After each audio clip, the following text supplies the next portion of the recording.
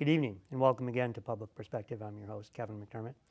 And you may have heard the phrase, doing well by doing good. Well, tonight we're going to talk to someone who's trying to do exactly that. And while we're at it, we'll see if we can make your head spin with some talk about technology that may be very confusing to anyone who's watching. But Rachel Cook, the CEO and founder of Seeds, welcome to the show. Thank you, Kevin. It's great to have you here. Thank you. So let's talk very basically about, well, what is Seeds and what does it do? Sure.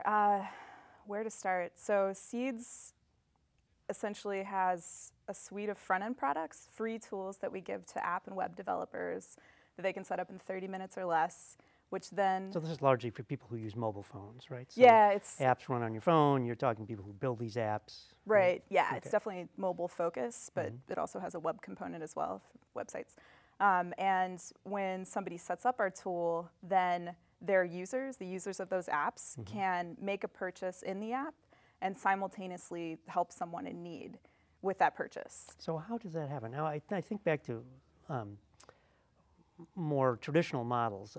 Ben & Jerry's ice cream a number of years ago said that they were going to contribute X amount of their profits or their gross revenue to charitable causes. And so if you bought Ben & Jerry's ice cream, you were actually contributing to whatever Ben & Jerry's gave their money to. Yep. So is that similar to what we're talking about here? Yeah, I think they were among the sort of pioneering forces doing that, and there's a lot of data, as many people know, demonstrating that making a social good opportunity available to your customers means they're going to spend more money.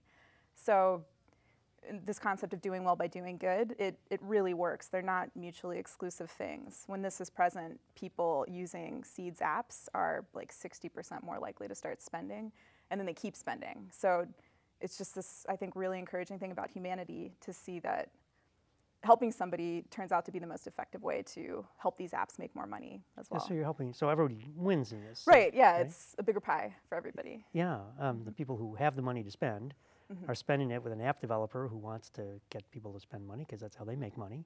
And in the meantime, part of that goes to help someone who really needs it. Exactly. Yeah. Or has at least made a convincing pitch that they want you to contribute to them. Yeah. Now is that, in the case of, say, going back to Ben & Jerry's, all you knew as a Ben & Jerry's buyer was that some portion of the money you're spending is going to go somewhere to some cause. Yep. But you didn't really know what or how much of your money or all that decision making was happening outside of you as a consumer, as a buyer of the product. But that's a little different with Seeds, right? It is different in certain ways because you get to see the individual that you're contributing to, but you're making a very quick decision. So there's, I think, sort of interesting behavioral psychology backing this, in that if it's a micro amount that you're contributing, if it's $1, $2, people will decide in a split second and they'll make the contribution. If it's $25 or more, then people start to view the contribution in a different sort of way. And is that actually the cutoff, 25, like above and below? According to one study I remember coming across, yeah. So how who determines what they're going to give? Is it the person who sees this flash up on their phone, or is it the person who's requesting the assistance, or how does that work? The person who sees this appear in an app that they're using chooses whether or not to make a contribution, and right now it's a set amount.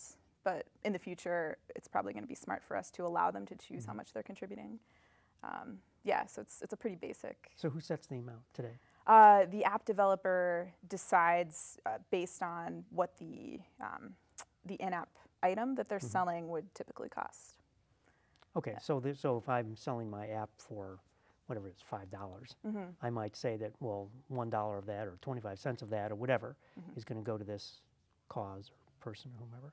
Yeah, right? so it's for freemium apps. It's apps that people are already using, and then our thing appears, and it lets the user know that if they buy 100 gems or 50 gold coins or whatever it might be, they're selling, right, that a portion will then go to benefits an individual that they see, and so then they're more likely to do it.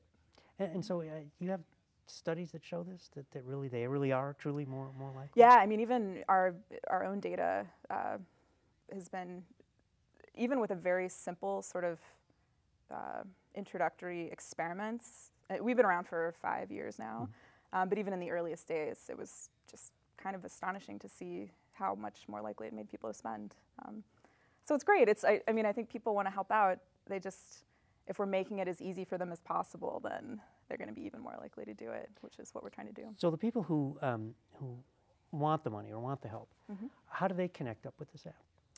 So, so I should make sure to share that. So the tools that we give to apps, we've been in about 30 apps so far. The dream is that this will be available at every point of purchase on every digital device. Bill Gates once said long ago, Windows everywhere. Yeah. Everyone thought he was crazy, but right. it turned out to be correct. Yeah, I mean, I want to live in a world, I want kids in the future to take it for granted that of course they would contribute $1 or $2 every time they're buying anything, because it becomes— Why not? Yeah, right. It's because it's easy and it just becomes a habit, something that, we take for granted. So that's my hope. And yeah, so it's already available, as I said, in 30 apps. In terms of who's— And just for those who aren't familiar with the app economy, there are thousands upon thousands of apps out there, right?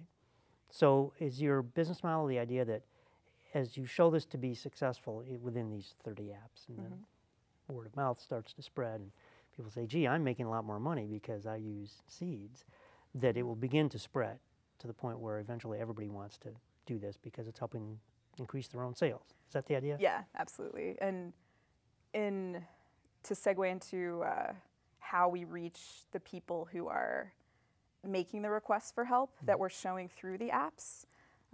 So we created our own cryptocurrency, our own tokens. So for those who watch this show who may not know what a cryptocurrency is, what is that? A cryptocurrency, how would I define a cryptocurrency? Well, the most common one is Bitcoin. Right, so if you're familiar with Bitcoin, this is sort of like a cousin to Bitcoin. It took us, I think, something like 30 lines of code to create 1 billion of these tokens. And if you're a developer, it's fairly easy to do, frankly. I didn't mint our tokens, but I could have done it, and I would say I'm a very junior level software developer, very junior. Yeah, so we made these tokens for— By the way, it reminds me of an old cartoon in the early days of the web. This comic strip where an elderly couple were setting up their brand new computer they'd just taken out of the box, and they sit and they hit the boot up key and they both sit back and say, wow. And then the husband says to the wife as she's looking through the manual, so what button do we push to create a website and make a gajillion dollars? And she says, I'm looking, give me a minute. So it's kind of the cryptocurrency has a little bit of that sort of ring to it. Absolutely. I've thought before that I wish I had a time machine so I could go back to 1994 and buy up every domain that would later be important. And I think we're in a version of that. We have our own version of that now with cryptocurrency. I'd like to go back a year and buy Ethereum. Right? I started buying it in February of 2017, I think, at around $17. And that's actually, in fact, just to tell you how this works, that was exactly the time, February of 2017, when I thought I should buy some of this stuff. But you did, and I didn't.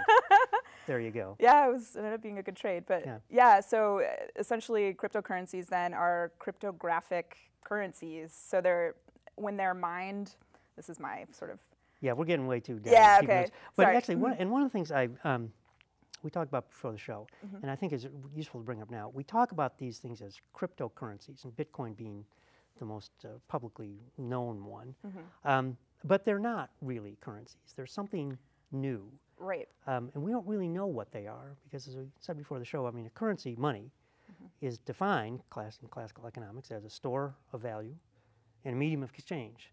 So with Bitcoin as the example, it's not much of a store of value because its value fluctuates all over the place. And it's a terrible medium of exchange because if it's doubling in price every 2 months, why would I spend it now? I'm just going to hold on to it. Right. So it doesn't really fit the definition, either one of those definitions of what money actually is. Yet we call it a cryptocurrency.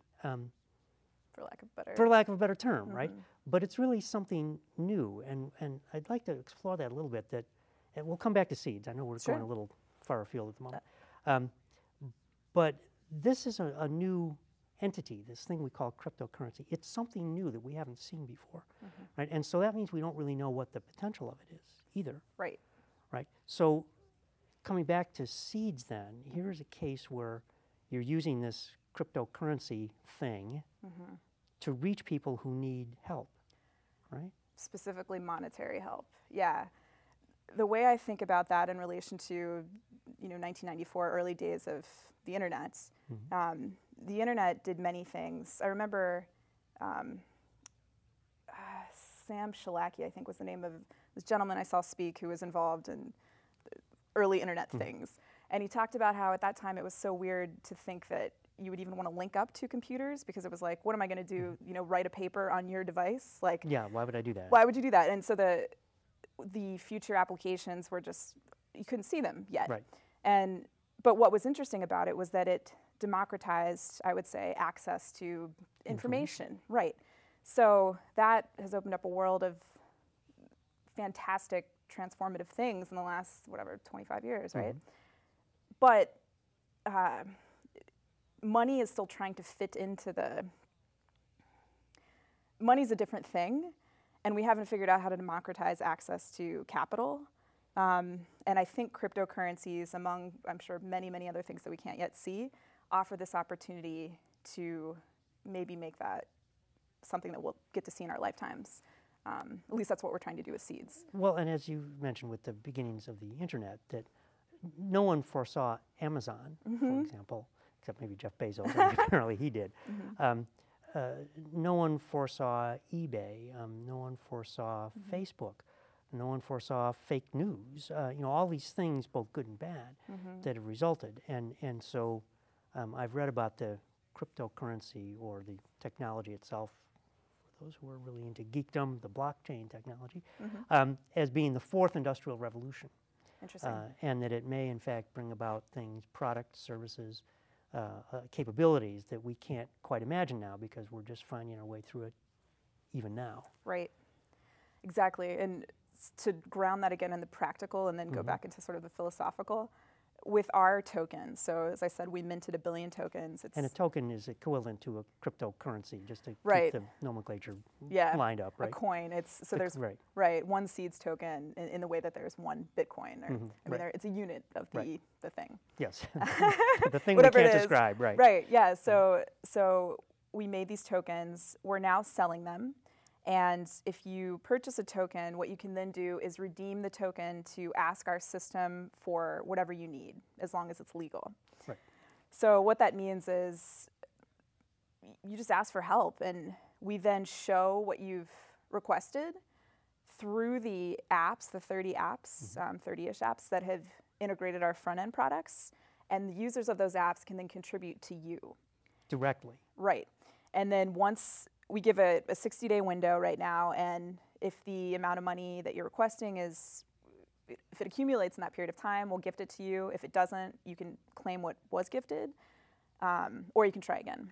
So you can just forego that. Well, let's say, and we don't know what the value of the token will be yet. Like if we look at Bitcoin or Ripple was the big success story or big financial success story of 2017 and increased in value 30 times in the course of 2017. So if I had a token, but the amount of money I received back was less than the value of that token, I would just say, well, no thanks, right? Sure. And is that kind of no harm, no foul? No right. Okay. The idea is that if the sort of like the US dollar value of a seeds token increases over time, then you would just keep it and use it for, you'd sell it and use it for something else. So sure, if the value of the token goes up, you can just sell that on whatever, I know we're not supposed to use these words, but exchange-like thing where you can buy and sell these tokens. Yeah, though we're not supported on an exchange so far, but yeah, longer term, I mean, there are many platforms that support utility tokens. So yeah, that logic seems to make sense. So come back to something we talked about or before the show as well, and it's actually still on your website, was the concept of microcredit. So originally this was going to be a microcredit being, for those who don't know, giving out very small loans, $25, $50 for someone in a very underserved community to buy something, a sewing machine, for example, so that they can start to make clothes, create a little business, and pay back the loan. But you've moved away from that model. Right. Or you are moving away from that model.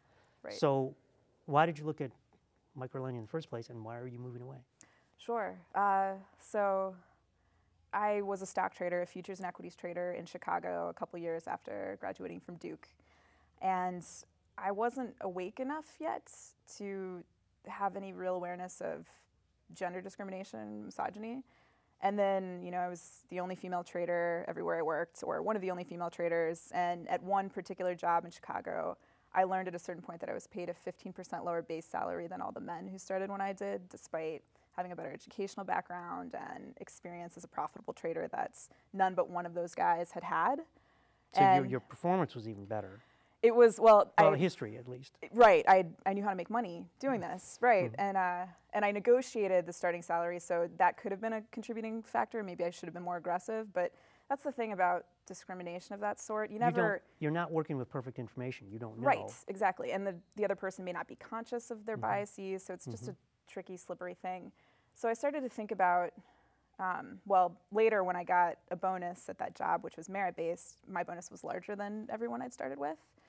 But the lesson really stuck. And so I started to think systemically, why that was the case, because it wasn't what business pretends it wants to do. I mean, if that were true, they would have paid me more because I already demonstrated that I can make more money initially. So it just didn't make sense.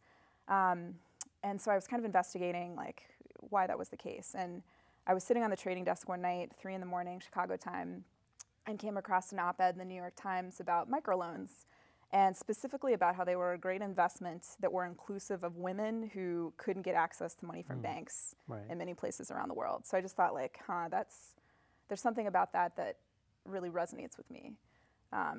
So I ended up making a documentary, leaving the trading world to make this documentary. We shot on 4 continents, we can say.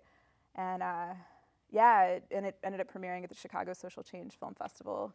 Congratulations. 2012. Thank you. Yes. Yeah, and it was just kind of this exploration of how that was actually working in different places. And obviously my experience was anecdotal, but it was working well in most places, although at that time... Or it appeared to be. Right, it appeared to be based on what we saw. However, we shot in 9 cities in India, and this was in 2011. And at that time, there was a lot of press about suicides as a result of predatory lending practices in India specifically. So we tried to kind of examine why that was happening and what could be done to shift it. So I think it was just that microlending, I mean, people would talk about how it wasn't a silver bullet, but it was another option. Well, what I've read, and as we talked about before the show, I've actually worked with organizations who did micro-lending in Pakistan in this case. And one of the problems with it is that it's supply-focused rather than demand-focused. Yeah. And in impoverished communities where really most of the trading goes on within the community itself, right. The loan creates the capability to produce more that may not be, or in fact in many cases isn't needed in that closed market. So by creating more competition, by creating oversupply, it drives down prices. And therefore the new entrants aren't making what they thought they would make in order to pay back the loan. And the existing incumbents in the industry are also seeing their incomes drop because there's too much competition, too much supply. Right. And in fact, everybody can end up losing. And we talk about predatory lending. As you know, micro-lending was a big deal in the early part of the from 2007 through like 2013, 14. And what was discovered is that predatory lenders were coming into the micro loan market, and that many of the recipients couldn't pay back the loans. Well, now not only are they broke, but they are in debt to a lender. So this was one of the reasons why the overall business model of micro-lending has been, I think, seriously reevaluated in recent years. Right, and so in answer to your question about why we've sort of shifted away from micro-lending with the... Did I just answer your question? Sorry. No, this is actually... I don't mean to do that. No, it was, you bring up a really fascinating point that I hadn't considered or hadn't framed this way in my mind previously. So what I'm hearing you describe and what I've found to be true is that it seems like it's this problem where people from the developed world come in and they think they know the solution and they throw money at the problem or whatever, and it isn't, as you say, actually what the people who need help want or what will best serve them. Right. So with our token components, instead of focusing on funneling capital to microloans that we had sourced in apps, which is what we initially did, and that was helpful and it was great. With the token component, we give people the power to tell us what they want or need, and then we can just give it to them. Yeah, the money is just, it's a grant, essentially. Right, yeah, so I think it simplifies things in a sense. And it doesn't create indebtedness. Right, it just creates a sense of generosity. And the other thing that is important to me about this that I think is something we don't yet understand as a society is this sense of the importance of intention and energy. And what our tool does is it infuses good intention at every point at which the user interacts with it. So when you're buying something in an app, you know that you're giving $2 to help Tobago start a business in Kenya or wherever it is, right? So you feel good about doing that, and your intention is good, or you wouldn't have made that decision, probably, right? So there's that, and then when you're receiving the gift, we granted our first request for help from someone who'd actually redeemed a token in the first week of February, and I just got to chill now thinking about it because it just felt so good to me to know that I had gotten to contribute to that in some way, and I know that this wonderful woman who got the funds was also very happy, and so humans want that. Well, and to follow that for a moment, that sense of interconnectedness in a time in history where there seems to be a tremendous amount of pressure to divide us. Yeah. Right, and that's not just in this country; it's happening around the world. There seems to be a rise in that for whatever historical reason. But this sounds like it's something that moves in the opposite direction. Yes, I mean, in response to what you just said, I think I would argue that it's just that it's more visible to us because of technology now than maybe it was previously. So the cycle is a lot shorter. The divisiveness can happen more quickly or something. Yes, it can spread more quickly, certainly. Right, yeah, and I've thought a lot about how strange it is that we have these silos, these mobile devices that we carry around, and it is very much a silo, and it's connected, but it isn't in a certain way. Yeah. Right, and I was really interested in this idea of, there was this Liberty Mutual insurance commercial years ago that maybe some people have seen, and it just showed these small acts of kindness that people did, and someone else would see it, and they would go do something small and nice for somebody else, and it came full circle at the end of this commercial, and this commercial would make me cry. These brilliant advertisers made this thing, and I just thought about how technology in its current form doesn't allow us to do that effectively. Yet. Right. So with our tool, I think it's a step toward being able to do that because you can see that you're contributing to a person. We can make it possible for people to see the strangers that help them. And it just that... And it makes a genuine personal connection. Yeah. Possibly across continents. Right. Halfway around the world. Exactly. Right. Yeah. It's... So I've gone broke 11 times since founding Seeds, and I started recording myself telling these stories of going broke each time and kind of how I figured my way out of it or what sort of divine intervention seemed to happen. And anyway, in one of these stories, a woman who ended up investing in us, she put in $100 grand, at a time we really needed it, right? I'd raised $1 million in seed funding and from traditional sources. Yeah.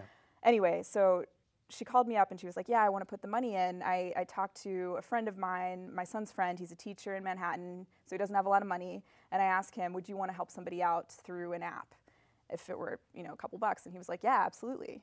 And she was like, that's the only diligence I did on you, girl, or whatever. So she decided to invest. And she loved the idea. She did, and it was because this person, this kid who was in his 20s or whatever, said this. Later, I found out that this poor guy, he ended up jumping off the George Washington Bridge. He committed suicide. And I never knew him. He was a stranger to me. I'm certain that he didn't know that this offhand remark that he made to this woman allowed me to keep the company going at a time when I didn't know what else we were going to do to get the funding we needed.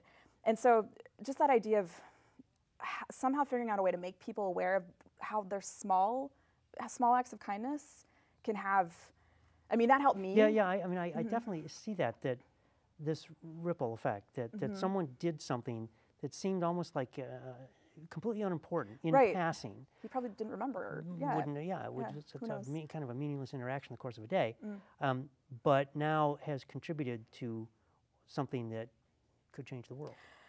I hope so. I mean, the network effects could be enormous, and I think all of us have, so many times that's things that we're doing. You mentioned TV commercials. There's a movie, and I'm trying to remember the Is name. it Boyhood? Because No. I was just going to reference Boyhood. It's something like 13 stories about the same thing. Yes, I love that movie. It feels more like a play, I think. Yeah, yeah. Yeah, 13 conversations about one thing. Right. Yeah, yeah. And that's the same concept, Yeah. where seemingly unrelated events Uh-huh.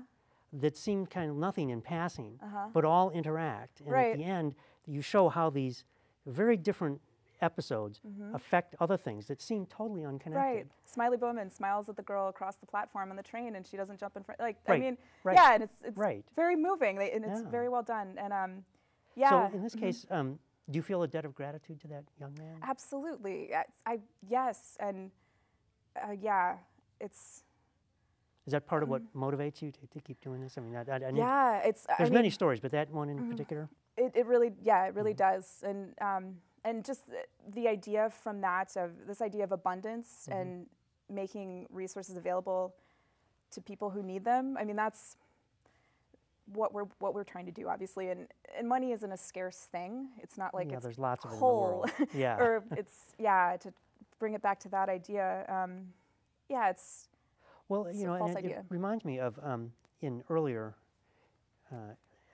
earlier efforts to bring about peace in the Middle East, which seems like Yeah. an ongoing problem. Palestinians and Israeli children were trying to interact to show each other that if you connect at the individual level, we really are all the same. It's only at this abstract level that we become enemies. And so what strikes me is that this app, Seeds, is a way to make that personal connection anywhere in the world, right?